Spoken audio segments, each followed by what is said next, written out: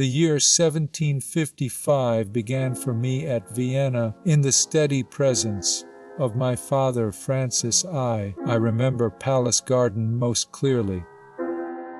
The world soft and unhurried around me, the days unfolding slowly.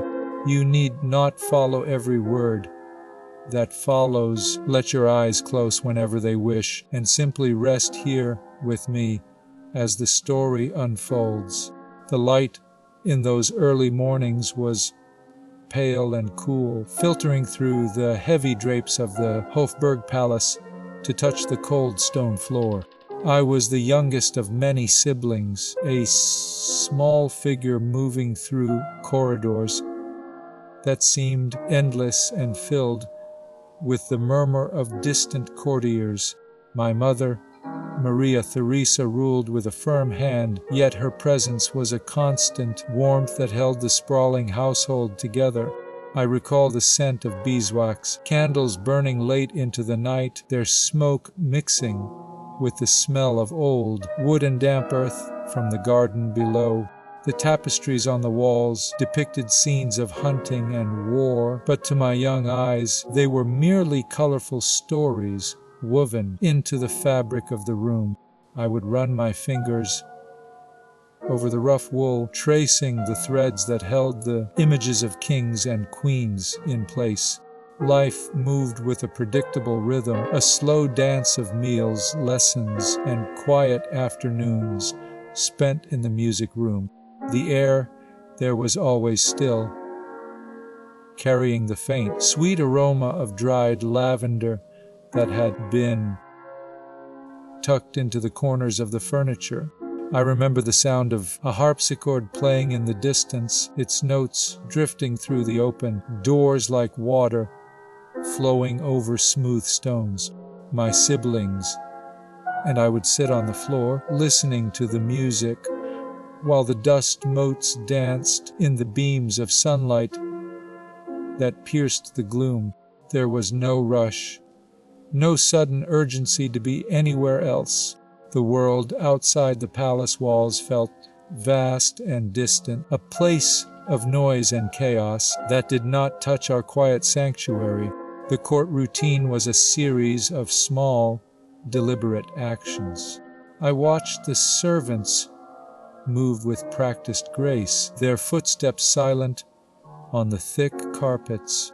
They carried trays of warm tea and plates of fresh fruit, their faces calm and untroubled by the weight of the empire they served. I learned to observe the way the light changed as the afternoon wore on, shifting from gold to a deep, soft gray.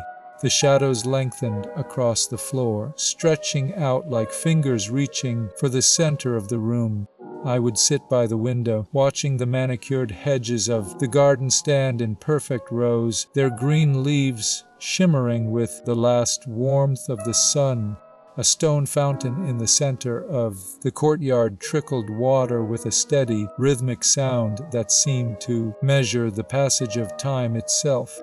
The water fell into the basin with a gentle splash, creating ripples that spread outward and then vanished. It was a sound that required no attention, yet it filled the silence with a sense of order and peace. I would close my eyes and let the sound wash over me, feeling the tension in my small shoulders begin to loosen. The air inside the room felt cool and dry, carrying the faint aroma of beeswax candles that had burned earlier in the evening. The history of this time holds a quiet fact that often goes unnoticed. The Habsburg dynasty, which ruled over these lands for centuries, was one of the longest reigning royal families in European history, maintaining its power through a complex web of strategic marriages that spanned generations.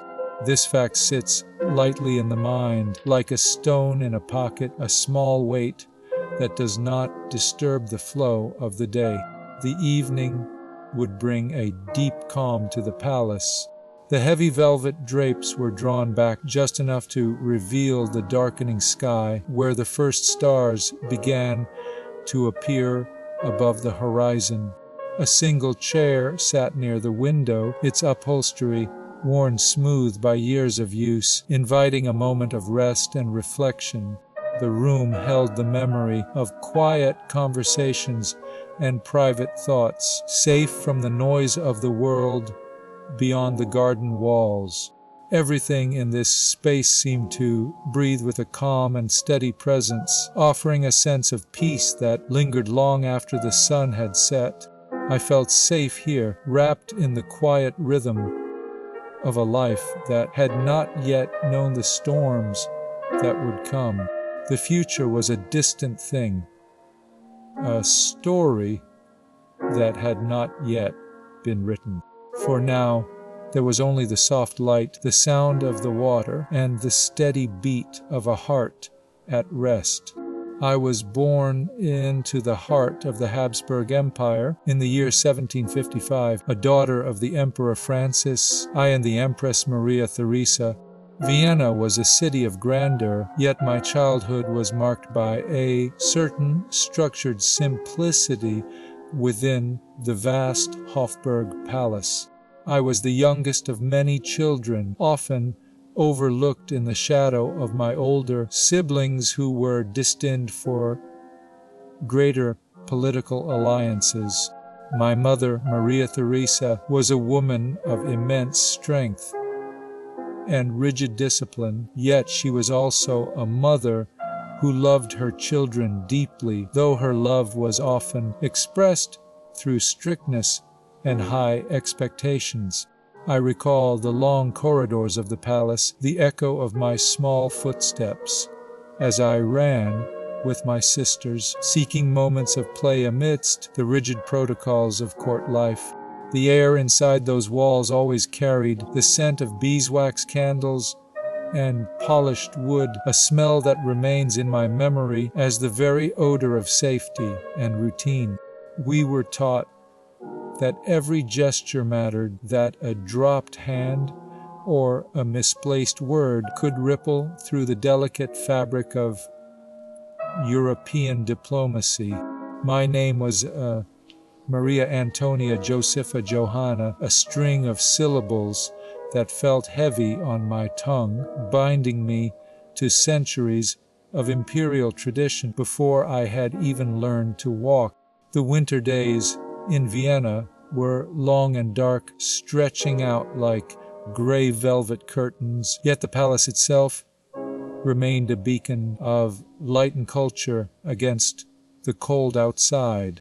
Fires roared in the great hearths, casting dancing shadows that made the portraits of ancestors seem to shift and watch with silent judgment. I learned to read and write in German first, the language of my childhood, before French or Italian ever touched my lips. These languages would later serve me well in my future role, but in those early years, they were simply tools for navigating the complex world of my family.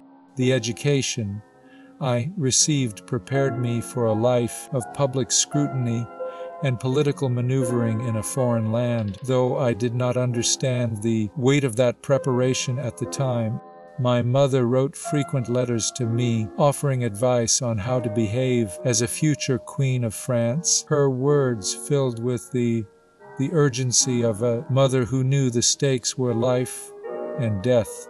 She emphasized the importance of duty and sacrifice for the good of the state and the family, teaching me that my personal desires must always yield to the needs of the empire. The young girl played with dolls and enjoyed the simple pleasures of childhood before her departure for France, finding joy in the small things that a princess could still claim as her own. I was a member of the House of Habsburg, Lorraine by birth, a lineage that connected me to the most powerful families in Europe, a fact that felt abstract until it became my entire reality. The palace gardens were a place of respite, where I could escape the rigid formalities of the court for a time, running through the snow or watching the birds in the trees. There was a specific room where the light fell in a perfect square on the floor in the late afternoon, illuminating the dust motes that danced in the air like tiny golden stars. The velvet drapes were deep red, worn soft by years of being drawn back to let the light in, and the wooden floorboards creaked under the weight of the heavy furniture. A single porcelain vase sat on a small table, painted with blue flowers that seemed to bloom even in the dim winter light, holding a dried arrangement that had lost its scent but kept its shape. The silence in that room was different from the silence of the corridors. It was a soft, waiting silence filled with the memory of laughter and the promise of rest. I remember the sound of harpsichords drifting through the walls, the music of lessons that taught me the arts of conversation and the delicate balance of courtly diplomacy. My early years were peaceful compared to the turmoil that would later engulf the French monarchy, a calm before the storm that I could not yet foresee. I was unaware of the fate that awaited me in the revolutionary years that followed my marriage, living instead in a world of privilege and comfort, surrounded by the trappings of imperial power. The court of Vienna was a place of tradition where every custom was observed with meticulous care and precision, creating a rhythm that governed every hour of the day. I lived a life of luxury and security within the empire, protected by the high walls and the loyalty of the servants who attended to my every need. The education I received was thorough, though it sometimes failed to prepare me for the realities of the French court, leaving me with a gap between what I knew and what I would face.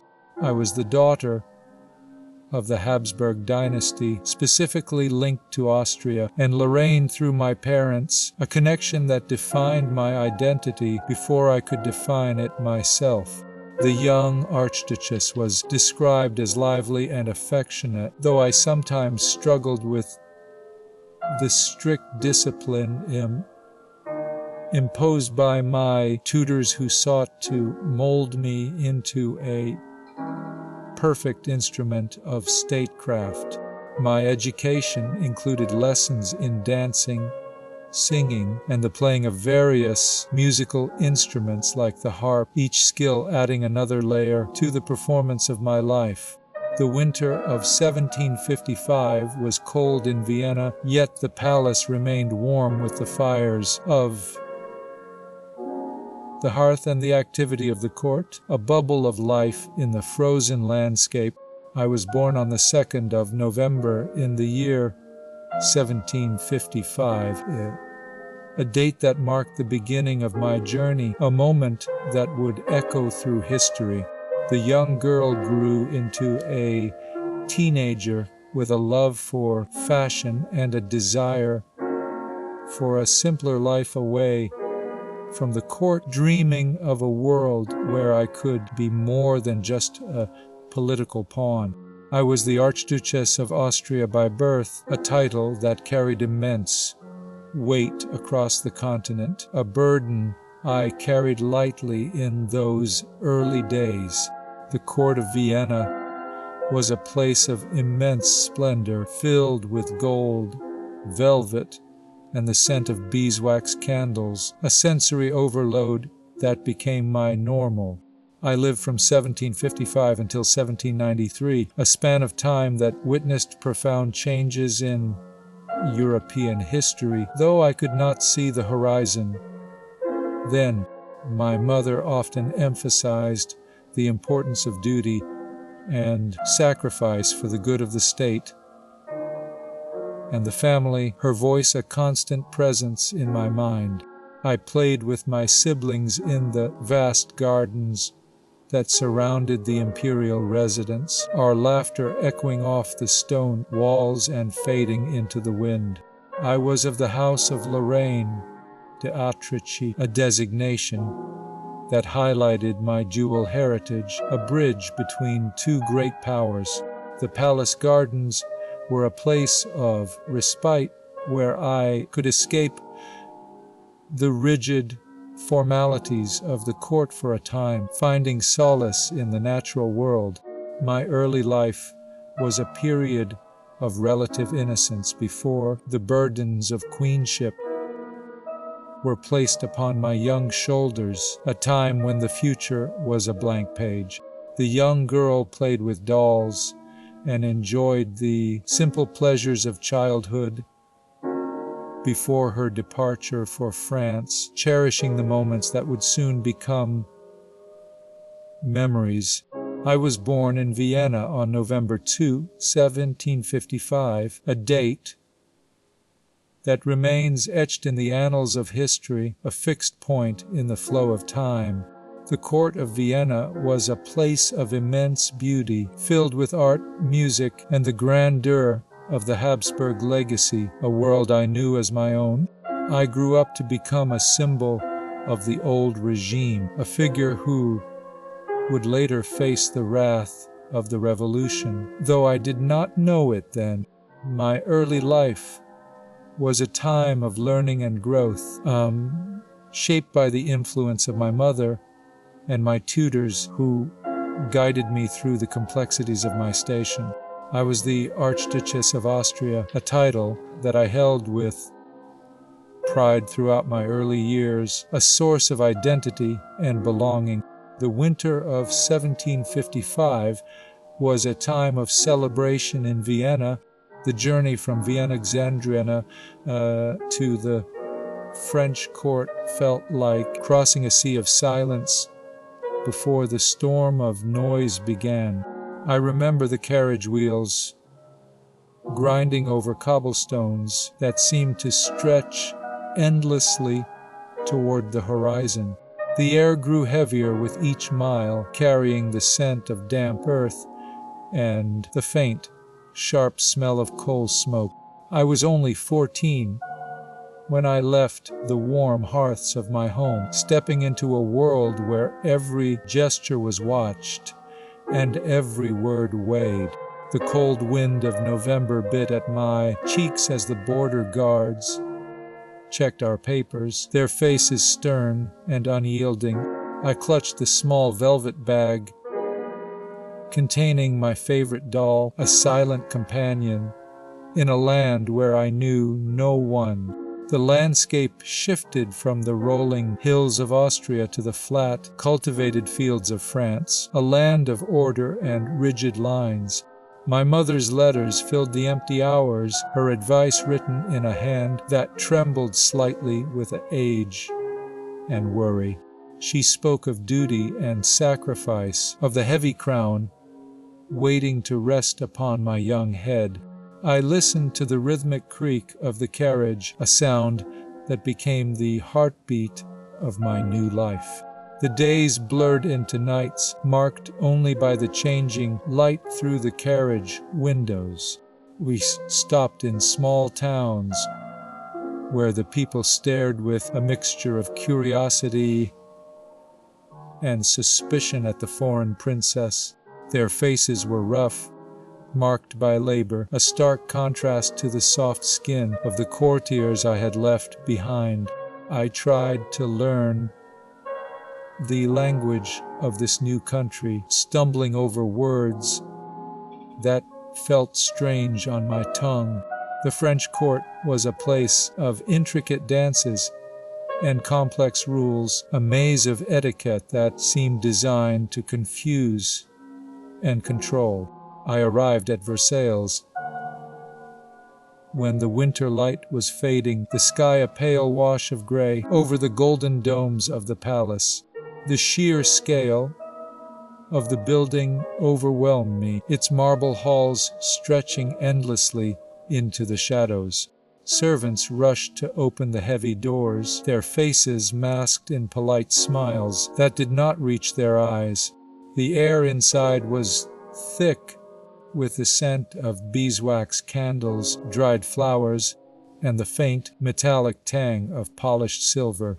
I was led through a series of grand salons, each one more magnificent than the last, filled with paintings of kings and battles long forgotten.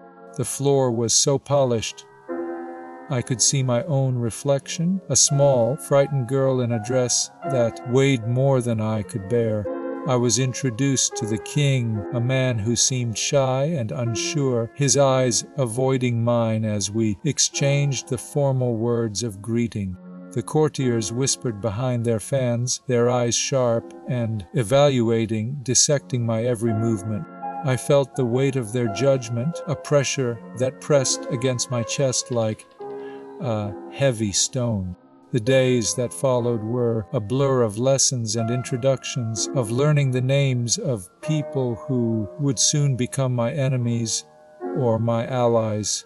I was taught the art of conversation, the delicate balance of flattery and reserve that kept the peace in this dangerous place.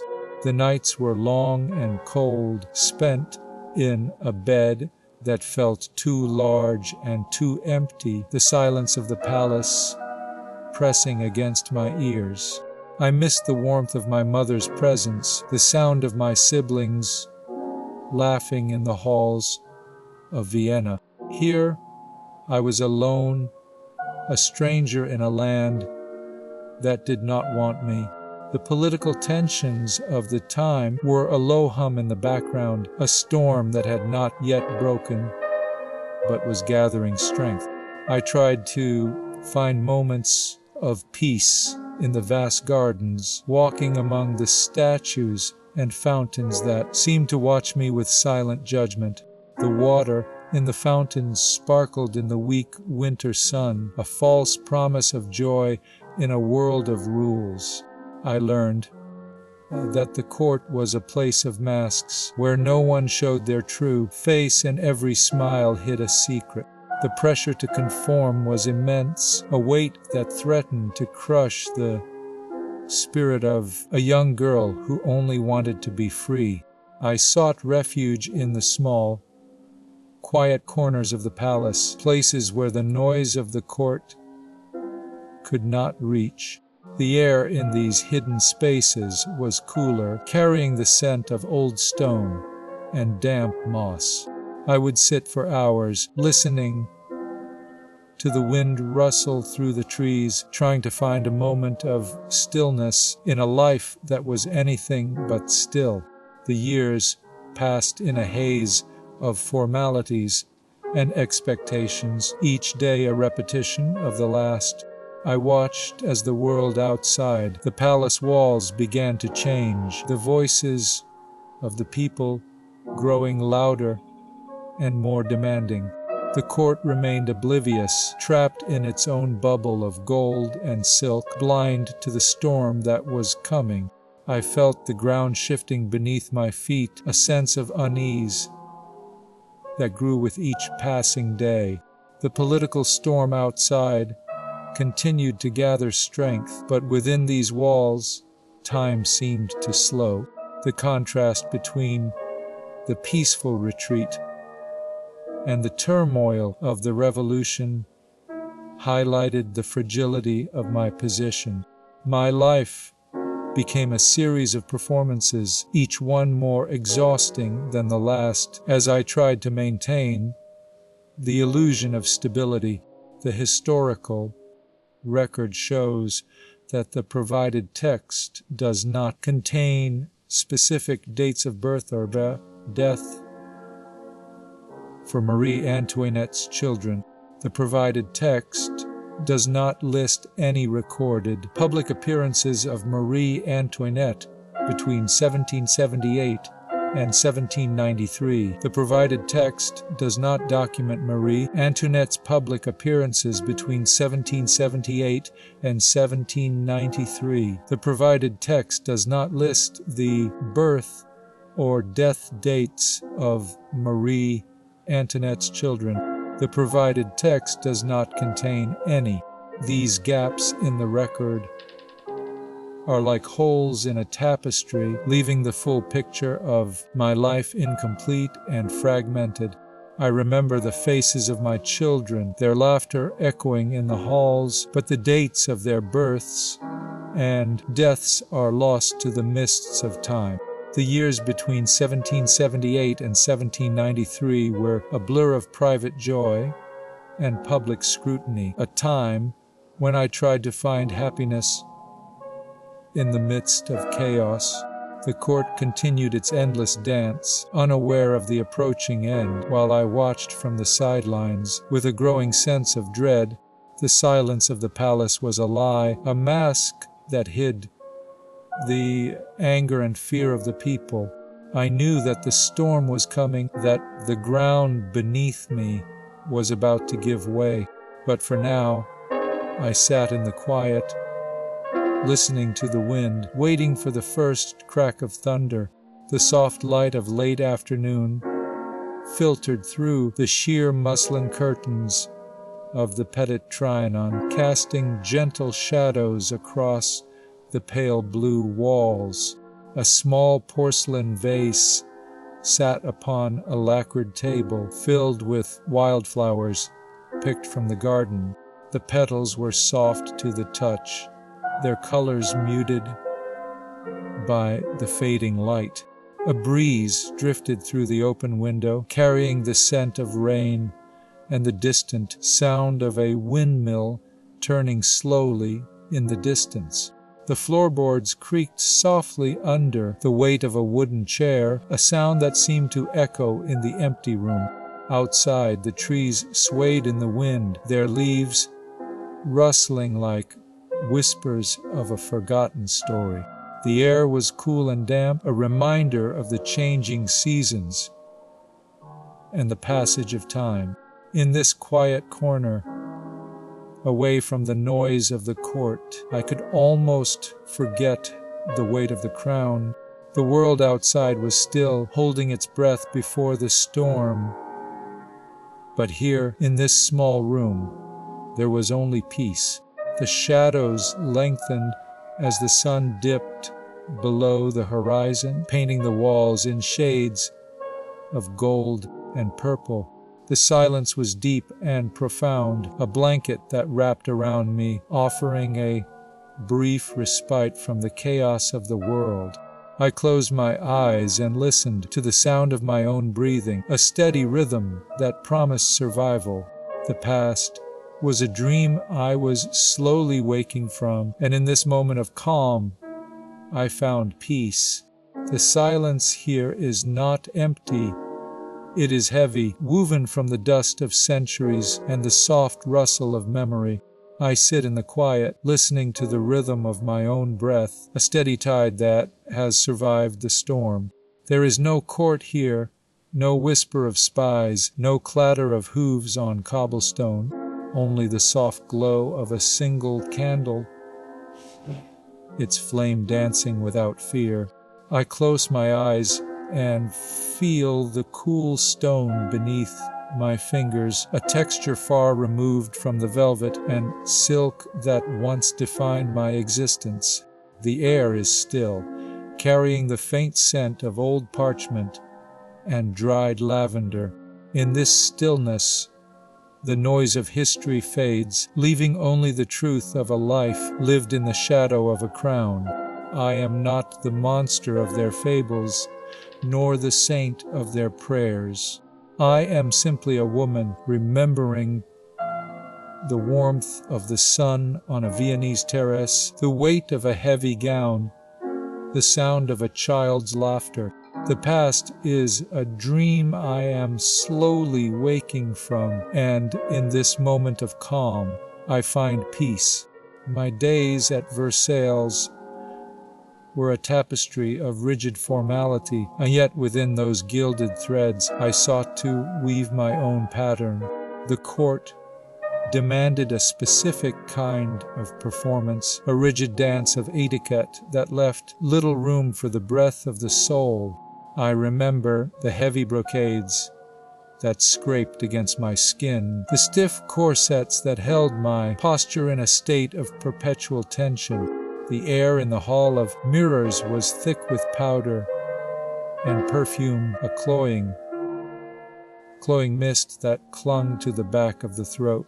I felt trapped in a costume of my own making, a prisoner of the expectations placed upon me by a nation that watched my every move. The pressure was a constant hum, a vibration that ran through the floorboards and into my bones. I needed a place where I could breathe, where the air did not taste of fear and judgment. I needed to create a world that belonged to me, a sanctuary where the rules of the court could not reach. I turned to the artist Elizabeth, whose brush did not seek to capture the cold majesty of a statue, but the warmth of a living woman. She saw me not as a distant figurehead, but as a mother, a friend, a woman with a heart that beat with the same rhythm as any other. Her studio was a haven of light, filled with the smell of turpentine and the soft rustle of linen. She painted me in simple muslin dresses that flowed like water around my body, a stark contrast to the heavy silks of the court. These portraits were not just images, they were declarations of a desire for simplicity, for a life that felt real and unscripted. I remember standing before the easel, feeling the cool breeze of the studio on my skin, the light falling softly on my face. Elizabeth captured the quiet moments, the times when I was just a woman, holding her child, or walking through a garden without the weight of a crown. Her work allowed me to see myself as I wished to be seen, free from the distortions of politics and prejudice. The collaboration between the architect Richard and the painter Hubert brought my vision of a private world to life. They worked together to create spaces that felt like living landscapes where the boundaries between the built environment and nature dissolve. The Petit Trianon became my refuge, a place where the silence was not broken by the demands of the court, but by the gentle sounds of the countryside. I walked through the grounds with a sense of freedom I had never known, my steps unhurried and my mind at rest. The air here was different, filled with the scent of blooming flowers and the earthy smell of rain on dry soil. I felt the sun on my face, warm and unfiltered, a sensation that seemed almost foreign after years of living indoors.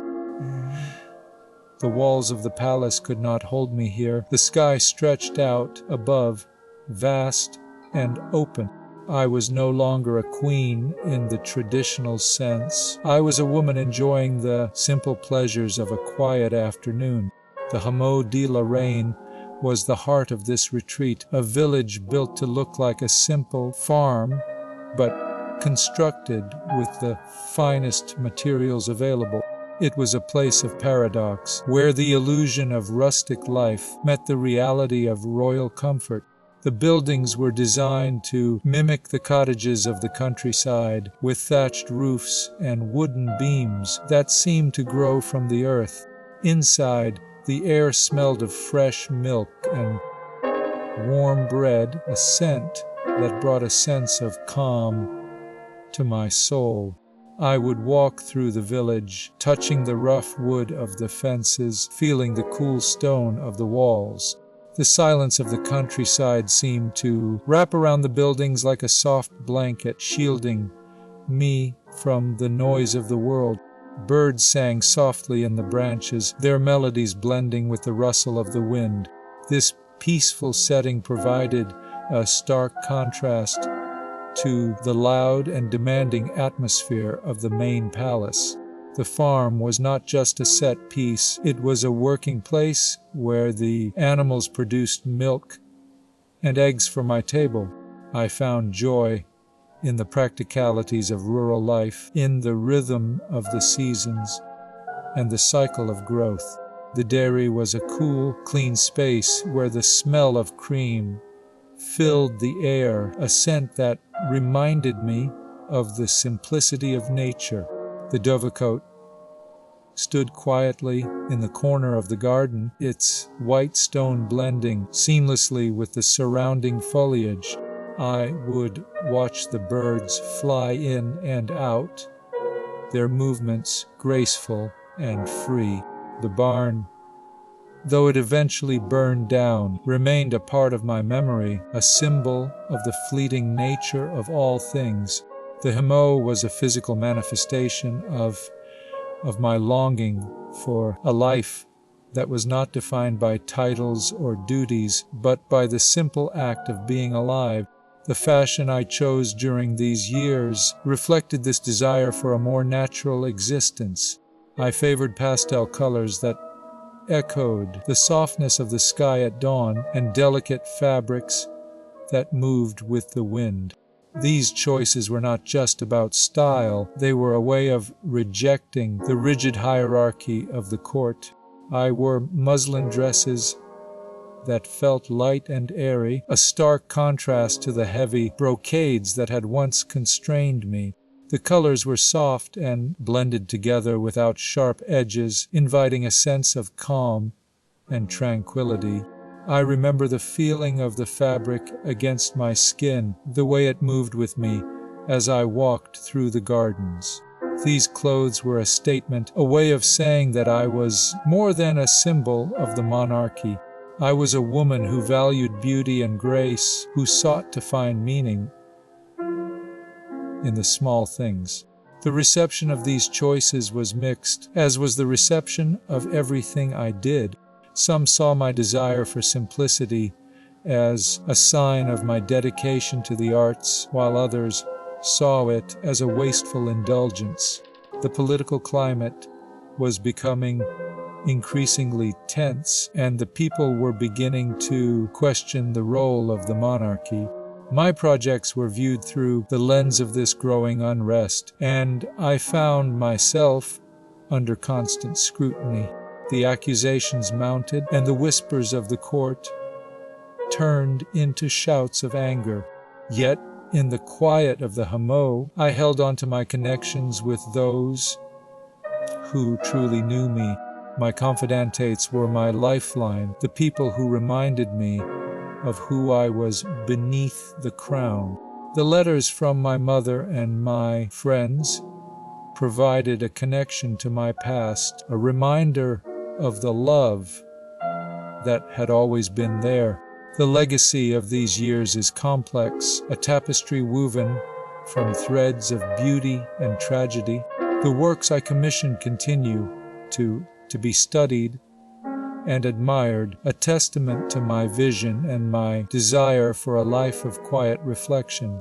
The Bedtime stands as a symbol of my attempt to create a private world separate from the public sphere. The Hameau de la Reine remains a unique example of 18th century landscape architecture and rural idealism. The portraits by Elizabeth provide an intimate look at my personality and my relationship with my family. These major works collectively illustrate the complexity of my character and my place in history. My life was marked by both great achievement and profound tragedy, a story of enduring ties that persisted despite the rising tide of revolution. The legacy of my patronage endures as a reminder of the cultural richness of the ancient Raj. The soft light of the late afternoon filtered through the sheer muslin curtains of the boudoir. At the Petit Trianon, dust motes danced slowly in the golden beams that illuminated the pale blue walls and the delicate white furniture. A small porcelain vase held a single sprig of lavender, releasing a faint, calming scent into the still air. The wooden floorboards creaked gently under the weight of a passing breeze that rustled the leaves outside. A silver tea service sat untouched on a low table, its surface reflecting the warm glow of the setting sun. The silence was profound, broken only by the distant sound of water lapping against the shore of the artificial lake. Shadows lengthened across the meadowland, turning the green grass into a tapestry of soft grays and muted golds. The dovecote stood quietly in the corner of the garden, its white stone blending seamlessly with the surrounding foliage. Inside the dairy, the cool air held the faint, sweet smell of fresh milk and cream. The scene evoked a sense of timeless peace, far removed from the turmoil of the court and the city. Every object in the room seemed to rest in a state of perfect harmony with the others. The painting on the silence here is not empty. It is heavy, woven from the dust of centuries and the soft rustle of memory. I sit in the quiet, listening to the rhythm of my own breath, a steady tide that has survived the storm. There is no court here, no whisper of spies, no clatter of hooves on cobblestone, only the soft glow of a single candle, its flame dancing without fear. I close my eyes and feel the cool stone beneath my fingers, a texture far removed from the velvet and silk that once defined my existence. The air is still, carrying the faint scent of old parchment and dried lavender. In this stillness, the noise of history fades, leaving only the truth of a life lived in the shadow of a crown. I am not the monster of their fables, nor the saint of their prayers.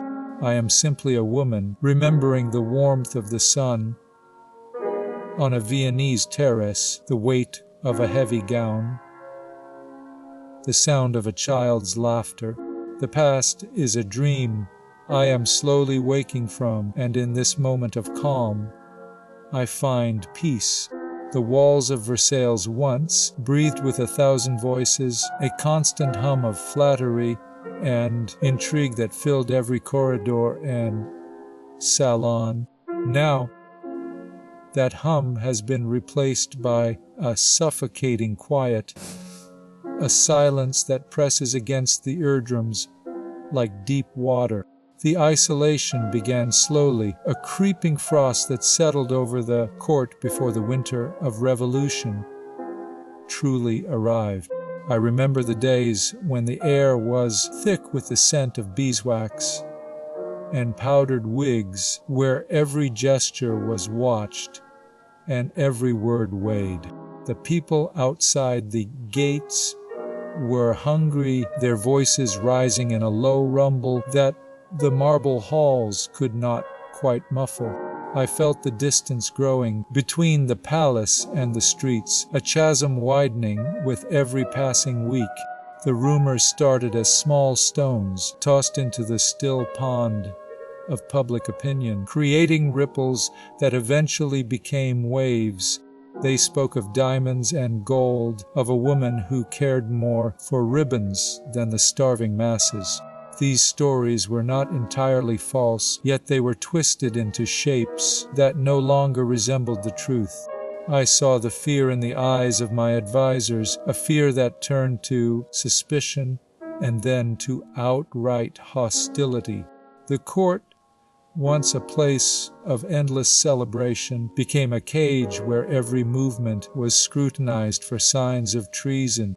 I recall the afternoon light filtering through the sheer muslin curtains of the Petit Trianon, casting gentle shadows across the pale blue walls.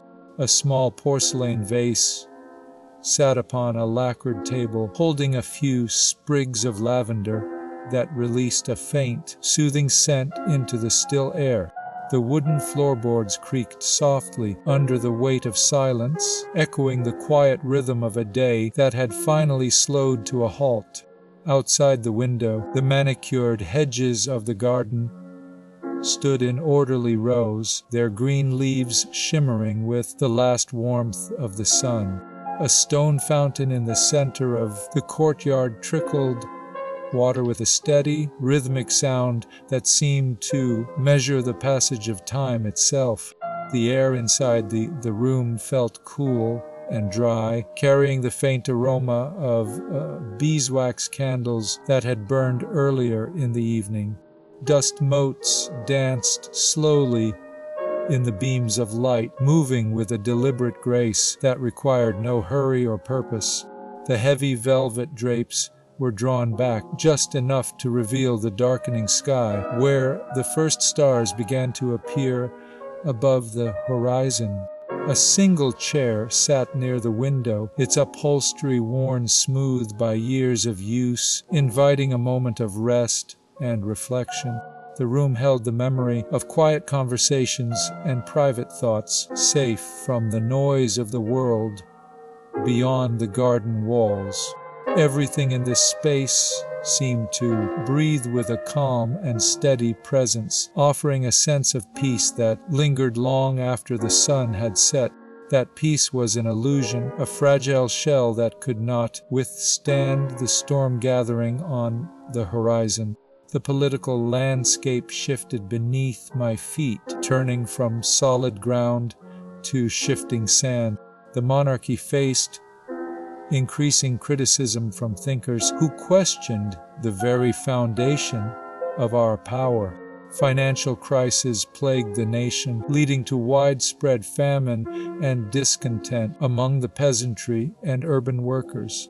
Court life continued with elaborate rituals that often seemed detached from the suffering outside the palace walls.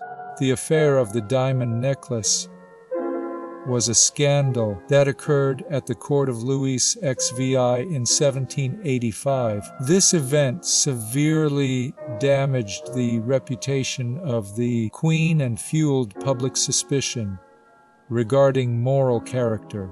Rumors spread rapidly through Paris, suggesting that state funds were squandered on personal luxuries while the nation starved. The monarchy struggled to maintain its authority as revolutionary ideas gained traction across the country. The establishment of the Revolutionary Tribunal on March 10 aimed to judge conspirators definitively and without appeal. This legal body represented the radical shift in power from the crown to the people. The atmosphere grew increasingly volatile as the National Assembly sought to limit the powers of the king. I found myself isolated within the palace, surrounded by advisors who often gave conflicting counsel. My attempts to navigate the treacherous political waters were frequently misunderstood by the public. The traditional balance of power began to fracture under the pressure of demands for reform and equality. My Austrian origins made me a target for nationalist sentiments that were rising throughout France. Foreign alliances and internal divisions complicated the already fragile political situation. The court remained a place of intense scrutiny, where every action was analyzed for signs of treason. The hamlet of the Queen served as a private retreat where I sought respite from the pressures of public life. One primary purpose of the hamlet was to create the illusion of being deep in the countryside rather than within Versailles. This rustic village allowed me to imagine a simpler existence away from the rigid protocols of the court. The thatched roofs and wooden cottages provided a stark contrast to the marble halls of the main palace. I spent hours walking through the gardens, observing the artificial streams and the small barns that dotted the landscape. Inside, the air smelled of fresh milk and warm bread from the nearby farm. The silence of the countryside seemed to wrap around the buildings like a soft blanket. Birds sang softly in the branches, their melodies blending with the rustle of the wind. This peaceful setting provided a stark contrast to the loud and demanding atmosphere of the main palace. I often walked slowly through these grounds, my steps unhurried and my mind at rest. The simple pleasures of rural life offered a moment of calm in my otherwise busy existence. My relationships with family and friends remained a source of strength during difficult times. I relied on my confidantes to navigate the treacherous waters of court politics. Even as accusations mounted, I held on to my connections with those who truly knew me. The letters from my mother and the ambassador provided a lifeline to my past and my heritage. These bonds sustained me through the long years of my reign. My life was a tapestry woven from these various threads of connection and conflict. I moved through my days with a sense of duty, guided by the people I trusted. The history of my relationships reveals a woman seeking stability in a world of constant change. My story is one of enduring ties that persisted despite the rising tide of revolution. The legacy of my connections remains a vital part of the historical narrative. Yet, the storm could not be kept at bay forever. The final years of my life unfolded under the shadow of a collapsing monarchy and rising revolutionary fervor. My reign ended with the execution during the French Revolution as the old order crumbled around me. I spent my remaining time in confinement, separated from my children and stripped of all royal titles. The barn located within the hamlet burned down during the French Revolution, symbolizing the destruction of my private sanctuary. I gained a reputation for being spoiled and vain after reportedly buying about 300 gowns a year before the fall. Despite the chaos, I held on to the memories of those quiet moments in the garden, the smell of lavender, the sound of the fountain. The revolutionary tribunal became the stage for my final act, a place of judgment and finality. I faced the end with a dignity that surprised many of my contemporaries and critics alike. The historical record preserves the act of accusation and the public interrogation that preceded my execution. My life ended on that cold October day, leaving behind a nation in turmoil and a family in mourning. The myth of my excesses persisted long after my death, overshadowing the reality of my confinement and fear. I am buried at the Basilica Cathedral of Saint Denis, where I rest in the company of French monarchs. The story of my life serves as a poignant reminder of the fragility of power and the unpredictability of history. My final years were marked by a quiet resignation to the inevitable fate that awaited me. The execution by guillotine marked the definitive end of the ancient régime and the life of the Queen. My death on October 16, 1793, at the Place de la Révolution in Paris sealed my place in history. The events of my final days were recorded in documents that included my last will and testament. I was identified as the widow of Louis Capet in the official records of the time. The condemnation to death by the Revolutionary Tribunal was the final legal step before my execution. My life, though cut short, left an indelible mark on the history of France and the world. The silence of the grave eventually claimed me, bringing a peaceful end to a life of great turbulence.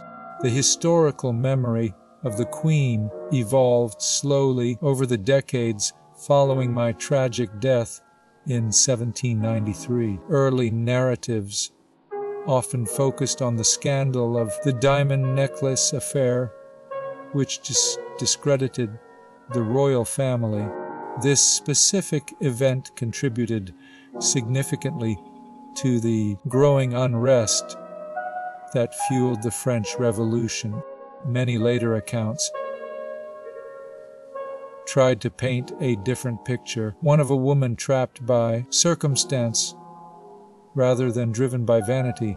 The complexity of my story lies in the space between the myth and the reality, between the public figure and the private woman.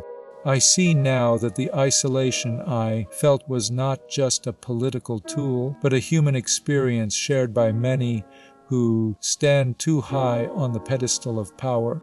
The distance between the ruler and the ruled is a chasm that no amount of gold or silk can bridge. I learned this lesson too late, in the cold light of the prison cell. The silence that followed my death was different from the silence of the Petit Trianon. It was the silence of a world that had moved on, leaving the past behind in the dust of history. Yet, in this quiet reflection, I find no regret, only a deep and abiding acceptance of what was. The life I lived was full of both light and shadow, of joy and sorrow, of connection and isolation. It was a life of contradictions, much like the era that birthed it. And now, in the stillness of this final review, I see it all with a clarity that time has brought. The walls have fallen, the crowns have rusted, but the memory of the human spirit endures. I am no longer the queen, nor the prisoner, nor the martyr. I am simply a woman who lived, loved, and lost, and in the end found peace in the quiet. The air grew thick with a silence that felt heavier than any crown I had ever worn. The golden halls of Versailles, once filled with the music of violins and the rustle of silk, began to echo with a different sound. It was the low murmur of a crowd gathering outside the iron gates, a sound that grew from a whisper into a roar. I watched the world change through the tall windows, where the light seemed to grow dimmer each day. The manicured hedges that I had walked through so many times now stood as barriers against a tide that could not be held back. My heart beat with a slow, steady rhythm, accepting the inevitability of what was coming. The courtiers who had once bowed so deeply now looked away, their faces pale with fear. They whispered of debts and famines, of a nation that had forgotten how to be quiet. I remembered the laughter in the gardens, the simple joy of milking a cow in the hameau, but those memories felt like they belonged to another life, another life. The thatched roofs of the village seemed to lean in closer, as if trying to shield me from the storm. A barn in that hamlet burned down during the Revolution, a symbol of how quickly the dreams of a simpler life could turn to ash. The flames had licked at the sky, casting an orange glow that terrified the neighbors. It was a fire that consumed more than just wood. It ate away the illusion of safety. I stood by the window and watched the smoke rise, feeling a strange calm settle over my shoulders. The chaos outside was loud and violent, but inside the air remained cool and dry. I thought of the lavender that once filled the room with its soothing scent, now replaced by the smell of burning and fear. The heavy velvet drapes were drawn back just enough to see the darkening sky, where the first stars began to appear above the horizon. A single chair sat near the window, its upholstery worn smooth by years of use, inviting a moment of rest and reflection. The room held the memory of quiet conversations and private thoughts, safe from the noise of the world beyond the garden walls. Everything in this space seemed to breathe with a calm and steady presence, offering a sense of peace that lingered long after the sun had set. The years passed in a blur of confinement and loss. I was stripped of my titles, my children taken from me, and my name changed to something cold and distant. They called me the widow of Louis Capet, a title that felt like a heavy stone in my mouth. The palace walls closed in, trapping me in a space that felt smaller with every passing day. I walked the same corridors, counting the steps, listening to the sound of my own feet on the stone floor. The guards watched me with eyes that held no pity, only a cold duty. I remembered the diamond necklace affair, a scandal that had spread through Paris like a wildfire. Rumors had painted me as a woman who squandered the nation's wealth while the people starved. The truth was more complex, but the truth mattered less than the story the crowd wanted to hear. The monarchy faced increasing criticism from thinkers who questioned the very right of kings to rule. Financial crises plagued the nation, leading to widespread famine and discontent among the peasantry and urban workers. Court life continued with elaborate rituals that often seemed detached from the suffering outside the palace walls.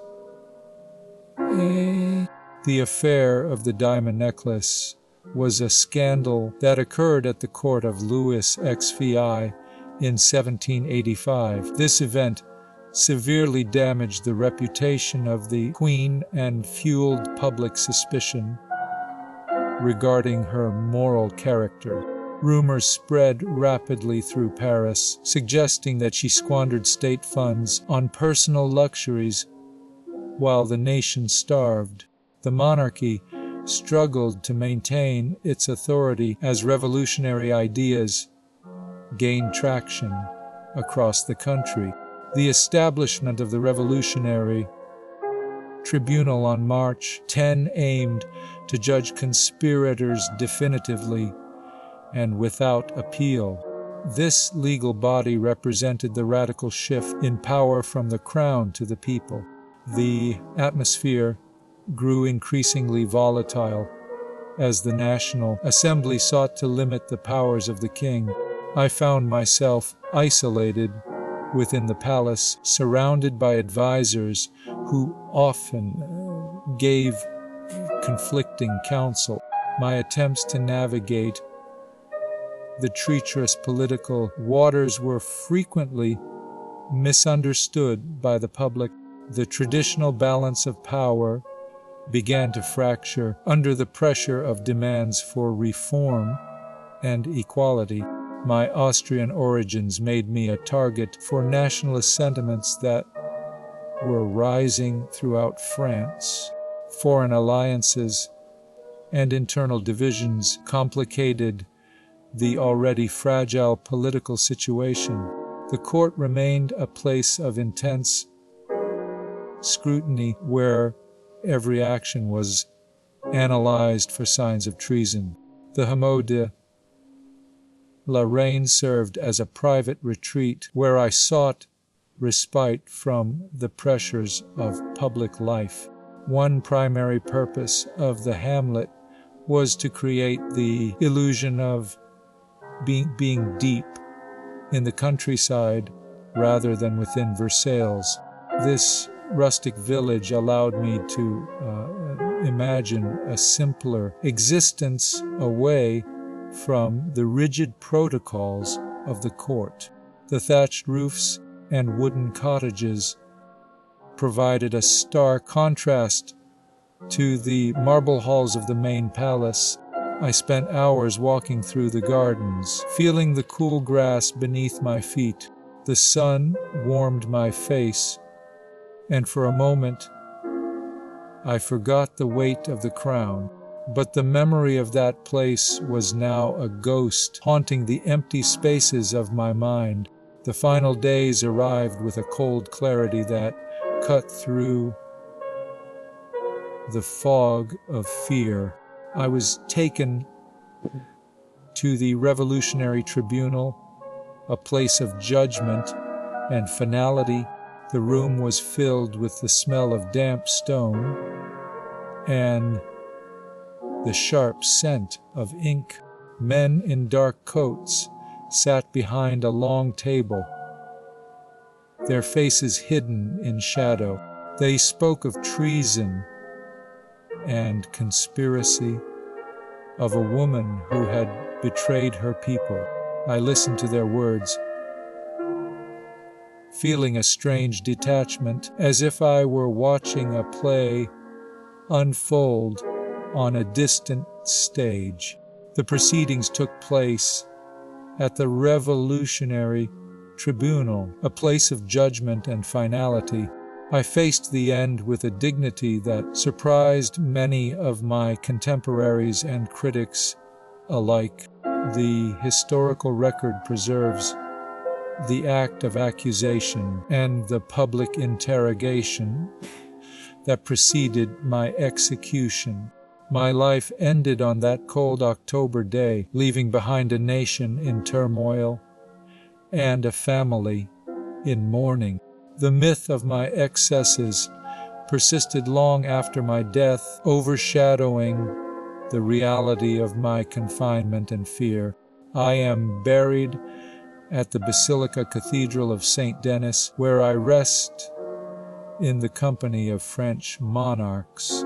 The story of my life serves as a poignant reminder of the fragility of power and the unpredictability of history. My final years were marked by a quiet resignation to the inevitable fate that awaited me. The execution by guillotine marked the definitive end of the ancient régime and the life of the Queen. My death on October 16, 1793, at the Place de la Révolution in Paris sealed my place in history. The events of my final days were recorded in documents that included my last will and testament. I was identified as the widow of Louis Capet in the official records of the time. The condemnation to death by the Revolutionary Tribunal was the final legal step before my execution. My life, though cut short, left an indelible mark on the history of France and the world. The silence of the grave eventually claimed me, bringing a peaceful end to a life of great turbulence. The barn, located within the hamlet, burned down during the French Revolution, symbolizing the destruction of my private sanctuary. I gained a reputation for being spoiled and vain after reportedly buying about 300 gowns a year before the fall. Despite the chaos, a state of peaceful reverie settled over the spirit. The stillness of the room invited a deep, meditative calm that settled over the spirit like a heavy, comforting blanket. My legacy remained complex, defined by both the extravagance of my youth and the tragedy of my final days. The painting on the wall depicted a serene landscape of rolling hills and a calm river under a vast sky. The colors were soft and blended together without sharp edges, inviting the viewer to drift into a state of quiet contemplation. The room felt suspended in time, a sanctuary where the worries of the world could not reach. The gentle rhythm of the wind against the window pane provided a soothing backdrop for rest and reflection. It was a place where the mind could wander freely through memories of simpler days and peaceful moments. The overall atmosphere was one of profound tranquility and gentle stillness. The light from the window fell across the floor, illuminating the dust motes that danced in the air. They moved with a slow, deliberate grace, untouched by the turmoil of the world outside. The wooden floorboards creaked softly under the weight of silence, echoing the quiet rhythm of a day that had finally slowed to a halt. Outside the window, the manicured hedges of the garden stood in orderly rows, their green leaves shimmering with the last warmth of the sun. A stone fountain in the center of the courtyard trickled water with a steady, rhythmic sound that seemed to measure the passage of time itself.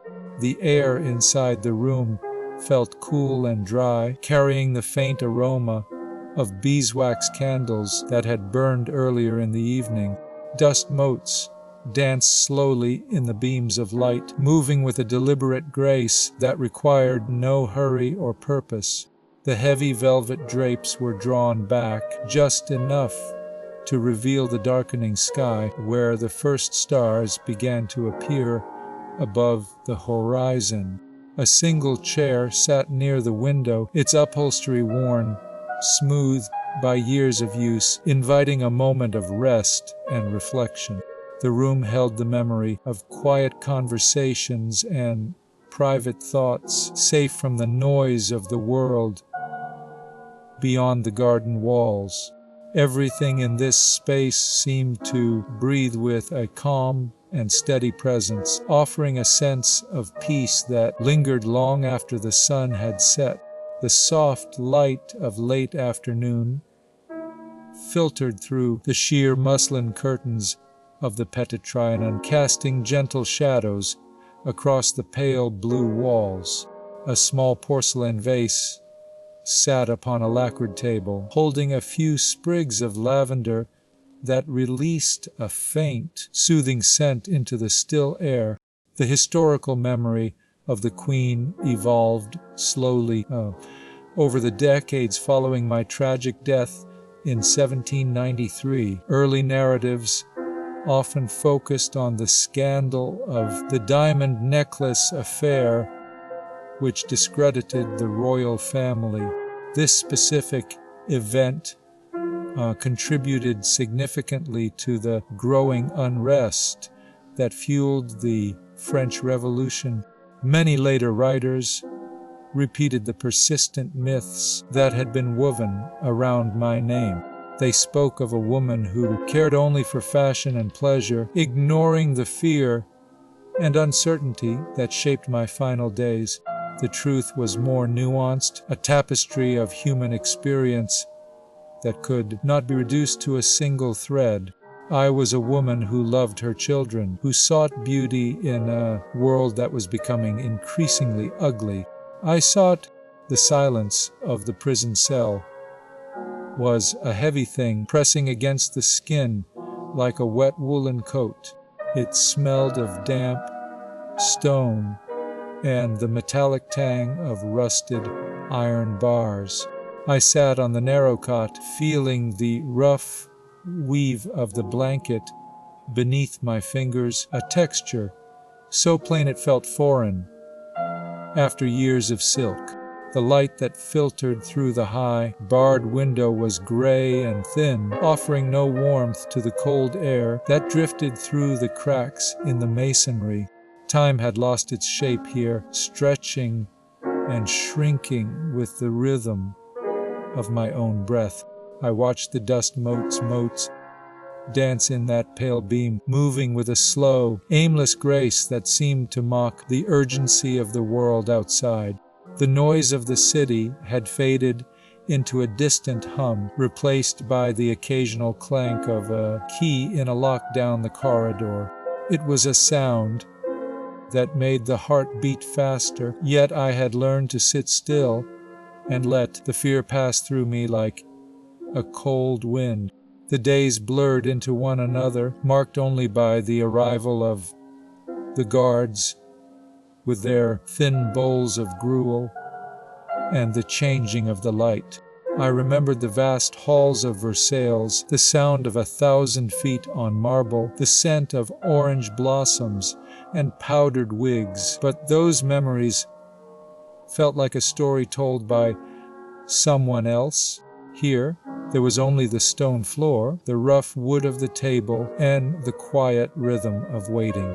I thought of the letters I had written, the words that had been seized and read by strangers who saw only treason in my longing for my children.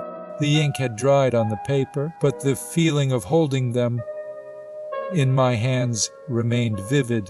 I recalled the soft texture of the parchment, the way the quill had scratched against the surface as I poured out my thoughts to my brother or my mother. Those words were gone now, lost in the chaos of the revolution, but the intent behind them remained clear in my mind. I had written of love, of fear, of the simple desire to see my children safe. The officials who read them saw only plots and schemes, twisting my words into weapons against the state. They had taken everything from me, my titles, my jewels, my freedom, and even my name. I was no longer the queen. I was the widow of Louis Capet, a label that felt as cold and hollow as the stone walls that surrounded me. The trial was not a matter of law, but of theater, a performance designed to end the life of the monarchy and the woman who represented it. I had faced the judges with a stillness that surprised them, for I knew that anger would only feed the fire that sought to consume me. I looked at them, these men who had once bowed to my husband, and I saw the fear in their eyes, the fear of a power that had slipped from their grasp.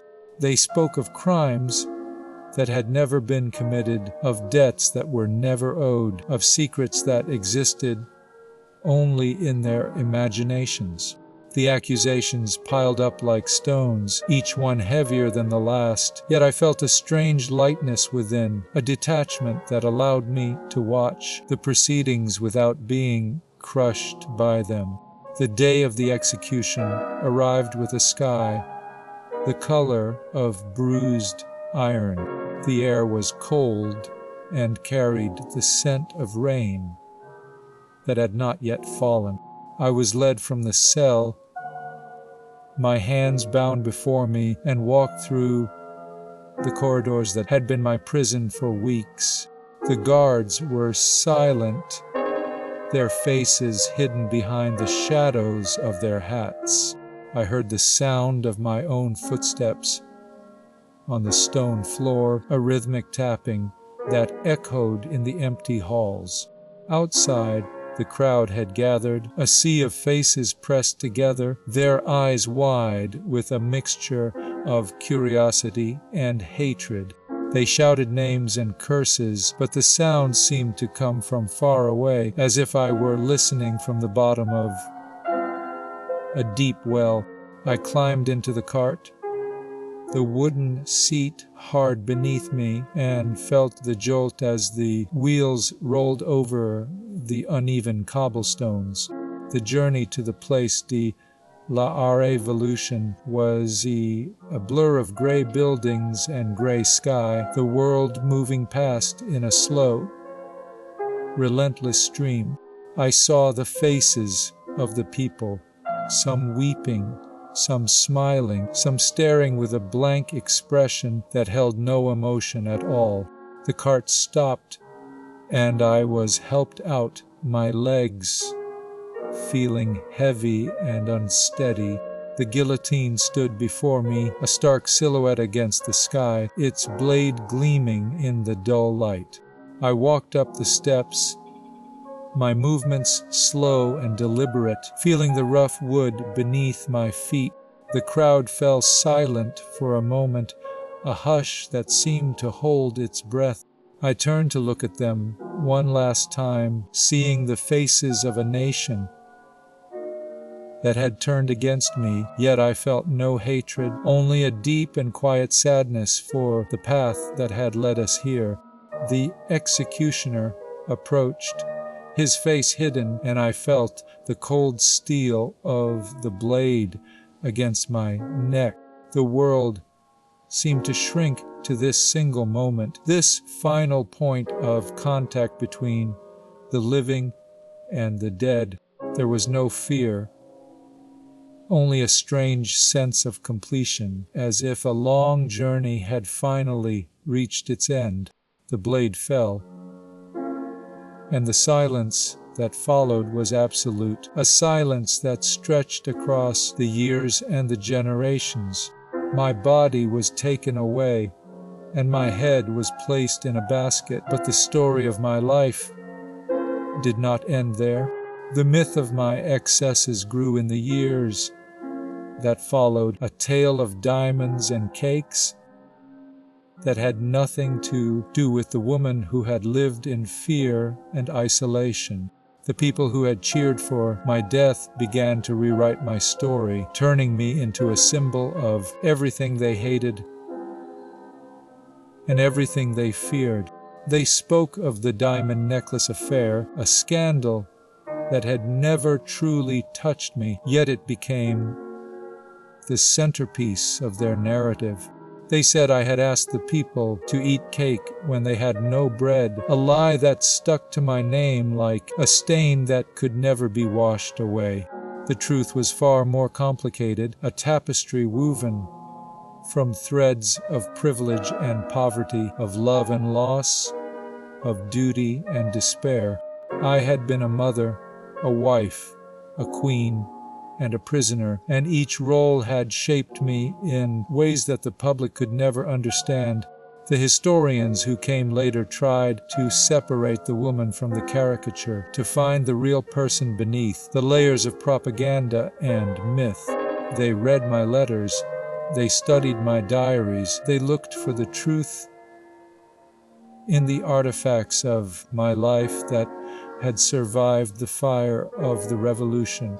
They found a woman who was flawed and human, who made mistakes and sought comfort in the small things that brought joy to a life of great burden. The legacy of my reign ended with the fall of the monarchy, but the story of my life continued to resonate in the hearts of those who listened.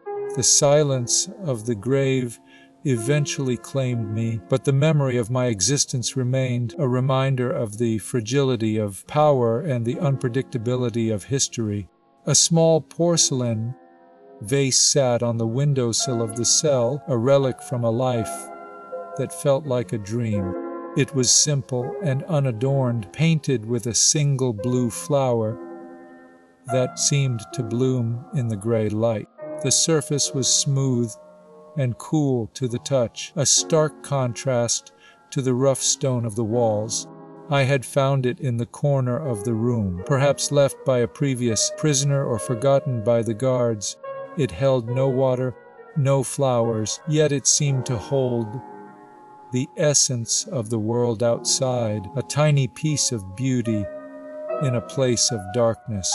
The light from the window fell across it, casting a soft shadow on the floor, a shape that shifted slowly as the sun moved across the sky. I would often reach out to touch it, feeling the delicate curve of the rim, the slight imperfection in the glaze that made it unique. It was a reminder that even in the darkest places, there was still something that could be held, something that could be cherished. The vase remained there until the end, a silent witness to the final days of a life that had been so full of noise and color.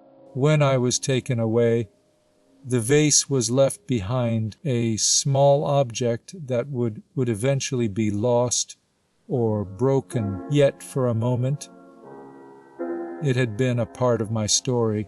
The history of my life is now a part of the great tapestry of France, woven into the fabric of a nation that has changed so much since my time. The monarchy is gone. The revolution has passed, and the world has moved on, yet the story of the Queen remains. It is a story of excess and tragedy, of love and loss, of a woman who was caught in the currents of history and swept away by the tide. The myth of the cake and the diamonds persists, but it is only a shadow of the truth, a reflection of the fears and desires of those who created it. The real story is one of a woman who sought peace in a world of chaos, who tried to hold on to her family and her dignity in the face of overwhelming odds. The letters and diaries that remain offer a glimpse into her inner world, a world of hope and despair, of joy and sorrow. The physical artifacts of her life are preserved in museums and archives, tangible connections to a woman who lived so long ago. These objects tell a story that is both personal and universal, a story that continues to resonate with audiences who see in her a reflection of their own struggles. The legacy of Marie Antoinette is complex and multifaceted, a reminder that the past is never as simple as it seems. It is a story that will continue to be told and retold, reinterpreted and reimagined by each new generation. The quiet dignity of her final days contrasts sharply with the noise and chaos of her life, a testament to the strength of the human spirit in the face of adversity. The world has changed greatly since her time, but her story still holds power, a reminder of the fragility of power and the unpredictability of history.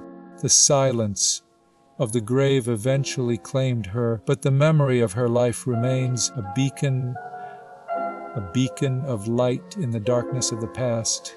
The silence that followed the end of my life was not immediate, but it grew slowly, like moss claiming a stone wall.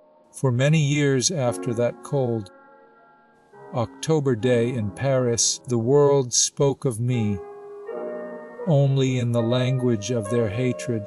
They built a house of lies around my name, brick by heavy brick, until the woman I had been was buried beneath the rubble of their stories. The diamond necklace affair became a shadow that stretched across my entire reputation, a tale of greed and vanity that the people loved to repeat. They told stories of a queen who cared only for ribbons and cakes, while her people starved, though the truth of those days was far more quiet and far more painful. I remember the way the ink dried on the pamphlets that called me a foreigner, an enemy, a creature of excess. Those words were sharp and cold, cutting deeper than any blade could ever cut. The public imagination is a strange and restless thing, and it fed on the fiction of my life with a hunger that never seemed to fade. Time, however, has a way of wearing down even the hardest stone. Decades passed, and the heat of the revolution cooled into the gray chill of history. The writers and the thinkers began to look at the old records with new eyes, searching for the person behind the caricature. They found that the stories of the cake were not true, that the extravagance was often exaggerated to fit a narrative of national sin. The focus shifted from the silk of my gowns to the ache in my heart as a mother who watched her children taken from her. Scholars pored over the letters I wrote in the dark hours of the night, finding a voice that was weary and afraid rather than cruel and arrogant. They saw the woman who wrote to her sister in Austria, who pleaded for her children, who faced the tribunal with a dignity that surprised even her enemies. The myth began to crack, revealing the fragile human being beneath the crown of straw and rumor. I have watched this transformation from the quiet of my grave, a silent witness to the slow work of truth. The stone in the Basilica of St. Denis is cold and hard, but it holds my name alongside the kings and queens of France, a final restoration of the order that was so violently broken. My remains were moved from the common grave where they were first laid, brought back to the sacred ground where my family rests. This return was not a grand celebration, but a quiet act of remembrance, a recognition that I was more than the sum of the crimes they accuse me of. The history of my life has become a complex tapestry, woven from threads of error and sorrow, of privilege and loss. It is no longer a simple story of a villain, but a study in the fragility of power and the terrible speed with which reputation can be destroyed. One surprising fact remains hidden in the archives of those who studied my life. The exact location of my final resting place was lost for a time, and my bones were mixed with those of other victims of the guillotine before they were identified and returned to the royal crypt. This detail of the physical world, so small and so specific, speaks to the chaos that followed the end of my days. It is a reminder that even in death, the body is subject to the disorder of history, and that peace is often found only after the dust has settled. The world has changed so much since I walked the halls of Versailles, yet my story still holds a power that refuses to fade. People still come to the Basilica, still read the books, still watch the plays that try to capture the essence of a life lived in the spotlight of a crumbling empire.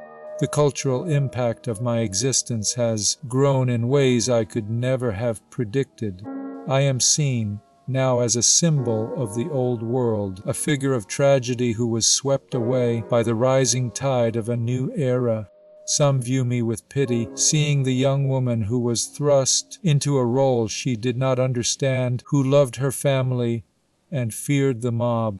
Others still see the excess, the fashion, the isolation of a woman who could not speak the language of her people. Both views are true, and both are incomplete. The legacy is not a single note, but a chord that resonates with different frequencies in different hearts. My letters, preserved in the archives, offer a tangible connection to the thoughts and feelings of a woman who lived so long ago. They show a mind that was sharp and observant, even in the face of overwhelming fear. The artifacts of my life, the dresses, the jewelry, the furniture, are kept in museums across Europe, silent witnesses to a time that can never return. Future generations will likely continue to reinterpret my life as new evidence comes to light, as the world changes and the values of the people shift once again. The story of the Queen serves as a reminder that power is a fleeting thing, and that reputation is a fragile vessel that can be easily shattered. My name remains one of the most recognizable in all of European history, a name that evokes images of gold and blood, of silk and stone. The quiet dignity of my final days contrasts sharply with the chaos of my execution, a contrast that has drawn people to my story for centuries. I am remembered now with a mixture of pity and fascination, a figure who is both distant and strangely close. The stone in the basilica stands as a silent testament to my life and my death, a marker of a journey that began in Vienna and ended in Paris. The silence of the tomb has offered a peaceful end to a life filled with public scrutiny and political turmoil. There is no more noise here, no more whispers of spies, no more clatter of hooves on cobblestone, only the deep, steady rhythm of history moving forward, leaving the past behind it. The legacy is complete, not in the sense that the story is finished, but in the sense that the woman has been found again, stripped of the lies and the hatred. She is a mother, a wife, a daughter, a human being who loved and feared and hoped. The world has changed greatly since my time, but the story still holds power, a story of how easily truth can be replaced by fiction in the court of public opinion. The myth of the cake persists, even though the historians know it is not true, a testament to the enduring power of a good story. But the truth is also there, waiting in the quiet corners of the archives, in the soft light of the basilica, in the memories of those who remember the woman behind the crown. The silence is full now, not empty, filled with the weight of a life that was lived and the peace that follows the storm.